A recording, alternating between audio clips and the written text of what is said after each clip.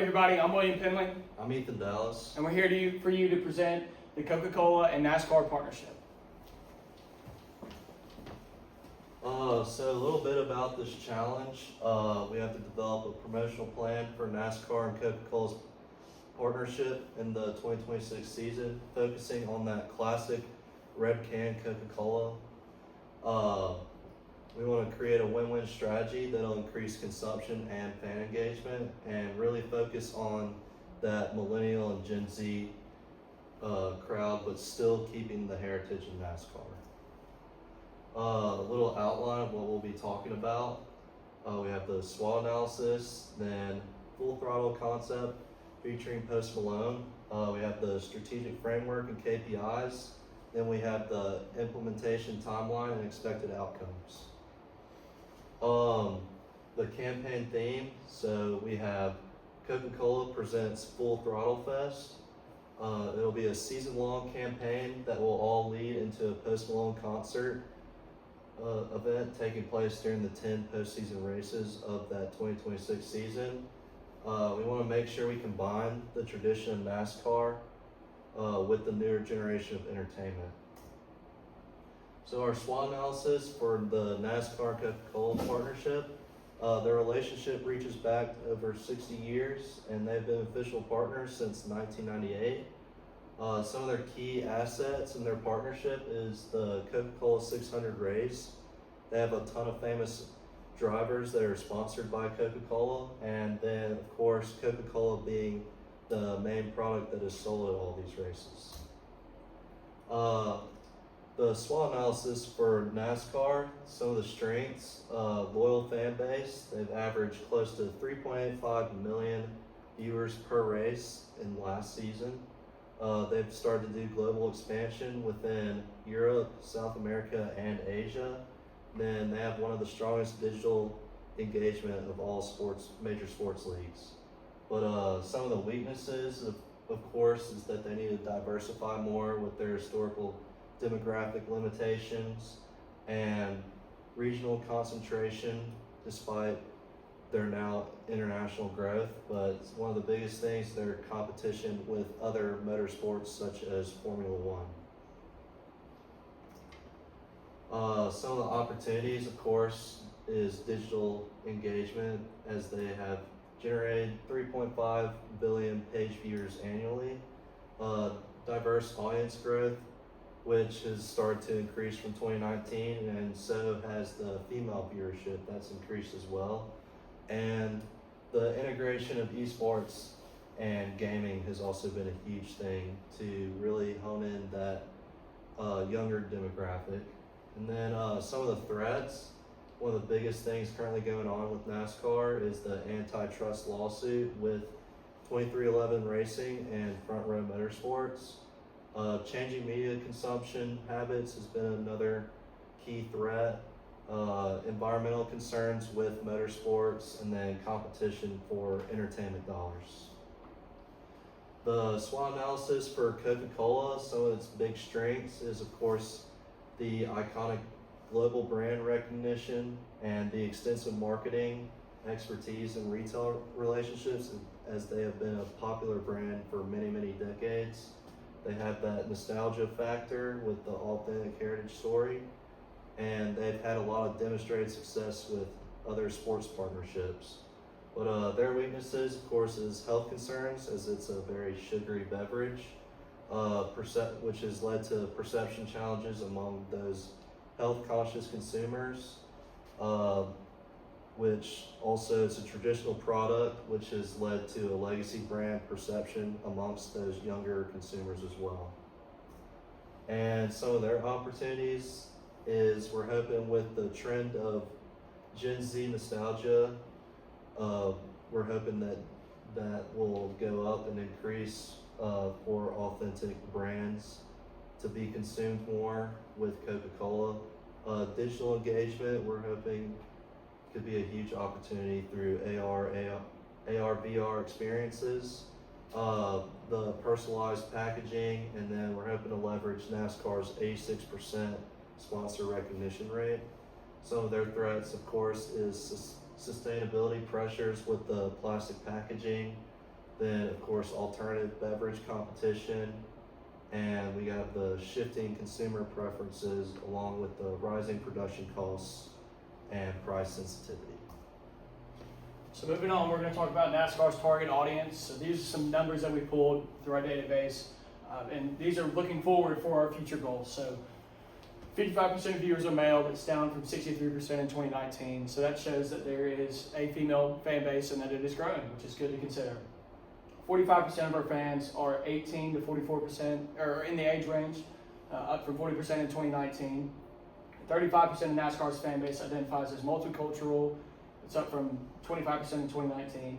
And then 36% of Gen Z identify as casual or avid NASCAR fans. This places NASCAR above UFC, NHL, and Formula One. And then these are just some basic goals that we are striving for. So further establishing Gen Z's fan base, ensuring growth and longevity in the sport, putting efforts on leveling the fan base agendas, which are already off to a great start, and embracing different heritages and cultures. And we believe that with our Post Malone Full Throttle Fest concert that we can achieve these goals.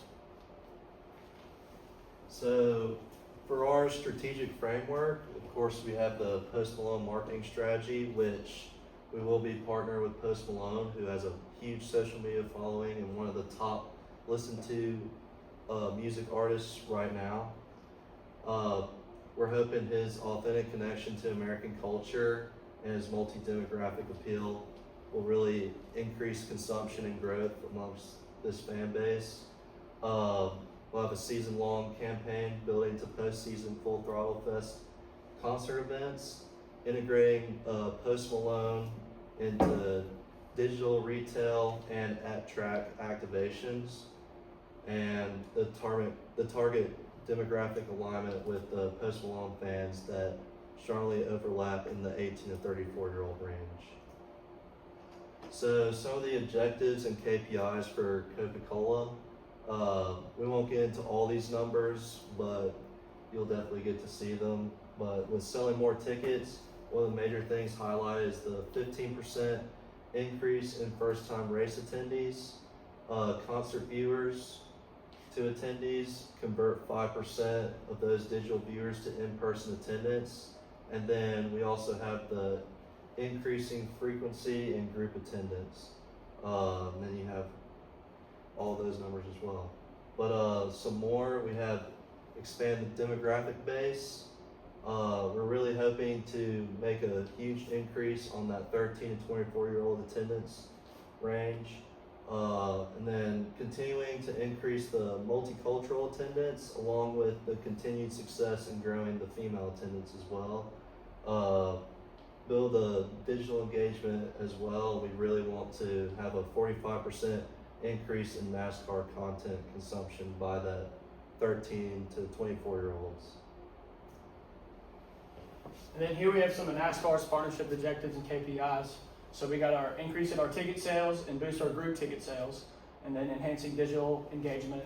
And so some ideas we had for the ticket sales portion would be exclusively adding the concert series along with the race tickets. So it's an add-on, it's optional, it's not forced, but you cannot go to the concert without going to the race.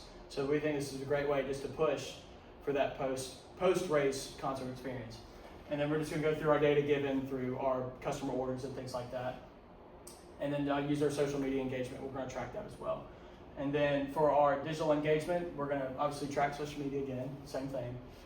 But we're gonna hope to reward our guests with their promoted social media content. And then obviously we're gonna use some influencers like everybody else is doing. This is a great way just to tap into that younger market and get the social media views up and get that fear of missing out, that FOMO that everybody talks about. And then moving on, we got some converting viewers to attendees, increasing frequency among existing fans, and broadening attendee demographics.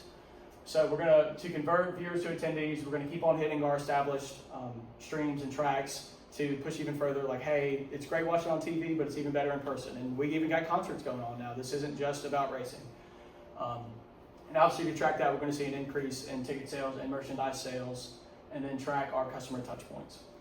And then for our frequency among existing fans, we're pushing for them to attend multiple races. So depending on their demographic and geographic, mostly geographic, it's going to determine how many races they go to and things like that. But we're going to incentivize multiple attendances and we're going to give discount codes and things like that for people that have attended multiple races. And then for our broadened attendee demographics, we're going to target that younger audience and highlight the concert aspect, where somebody may not walk in and absolutely love NASCAR, but they may love Post Malone, and then that way with our ticket bundle, they're getting the race and the concert experience all in one. And so we're going to track our demographics, through our first-time users, info, and things like that, and then our social media metrics. And then breaking down the budget pretty quick and easy. These are all the numbers. So this is per show. All these three red numbers at the top are per show.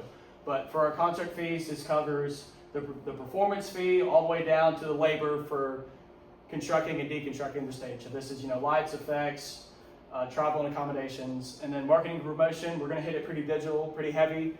So we're going to do some geofencing, and which we'll talk about later. And then a lot of local traditional advertising, so billboards, grocery stores, things like that. And then influencer marketing, we're going to target those local influencers around the races to make sure that they show their face and let their community know that they're participating. And then our on-site promotion, obviously we're going to advertise the show afterwards as well. And then contingency plans, you got to have a backup plan.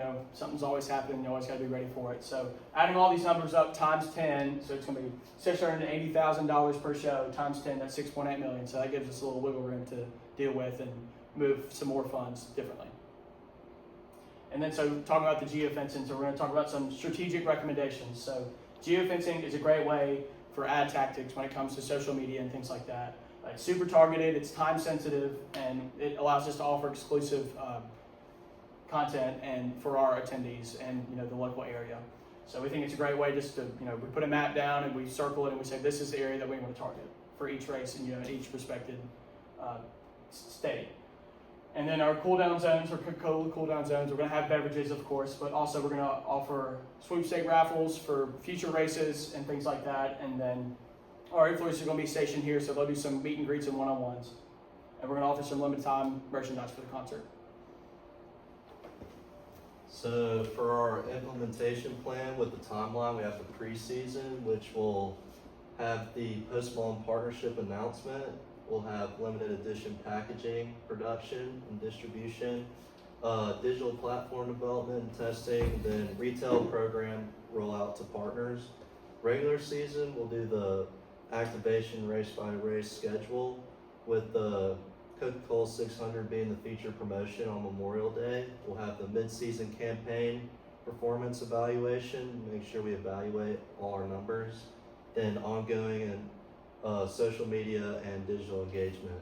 And then for the playoffs and championship, we'll start to intensify promotion around the playoff races with the Full Throttle Fest announcement and ticket sales going on, and championship weekend integration. And then we get on to the Post Malone concert event following each postseason race. So some key questions to ask following our concert series to track our numbers would be, for Coca-Cola, was more Coca-Cola products sold more than last year? Did Gen Z feel positively impacted by Coke's effort to entertain? For NASCAR, did Full Throttle Fest provide more tickets sold? Did younger fans attend the race and engage in NASCAR more online? Are more people interacting with NASCAR on social media? Overall impact, this is for both brands. Did the Full Throttle Fest create a profit for both brands and build an efficient pipeline to tap untouched markets? And then these are our measurement techniques. So for expected outcomes in conclusion, here's our projected numbers with the investment of $7 million. We're not going to get into all these, but the big thing is the projected direct revenue impact of $12 million from Coca-Cola plus $15 million from NASCAR. Social media value estimates 65 million impressions, and then long-term value, we're hoping for 15% increase in the brand among the demographic of 13 to 24-year-olds, and database growth of 500,000 plus new customer profiles for remarketing. Then some more, our key differentiators of our approach. Integration of Post Malone creates authentic cultural bridge between brands, data-driven personalization throughout customer journey, and then a scalable framework allowing for future enhancement and expansion. Full Throttle Fest creates year-over-year growth potential. And so our final call to action, we have 10 high velocity postseason races we can capitalize on. We have 10 tracks across the United States with different cultures and different backgrounds starting in all different parts of the U.S. We have 10 unforgettable experiences with the Post Malone Full Throttle Fest series. And then an amount of that, we have endless opportunities. Thank you again, and if you have any questions, we'd love to answer them.